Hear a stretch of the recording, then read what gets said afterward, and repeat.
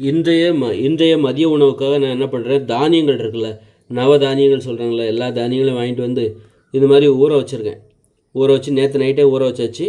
இதை என்ன பண்ணணும், லைட்டாக தண்ணியெல்லாம் ஊற்றிட்டு தாளிச்சிட்டு லைட்டாக தண்ணி ஊற்றி வேக வச்சு இதில் வந்து சில காய்கறிகளை சேர்த்து இதுதான் இன்றைய மதிய உணவாக நான் செய்ய போகிறேன்.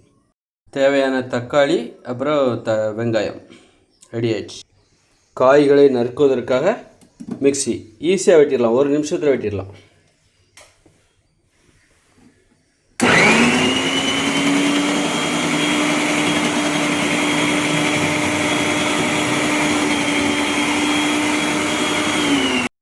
தீயை பற்ற வைத்துக் கொள்வோம்.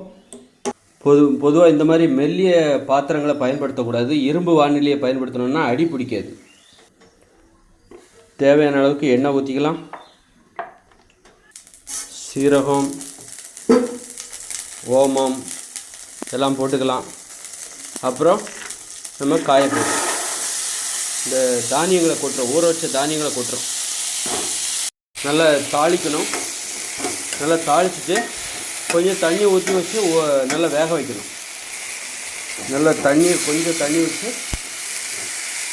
வேக வைக்கணும். உப்பு கூட தேவையான அளவு உப்பு போட்டுக்கலாம்.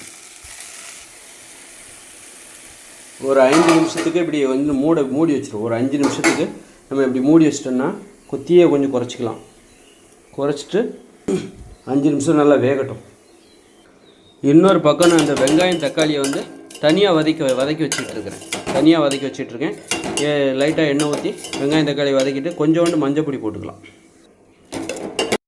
இப்பொழுது நாம் நறுக்கி வைத்திருக்கிற இந்த வெங்காயம் தக்காளியை இதில் கொட்டிடலாம்.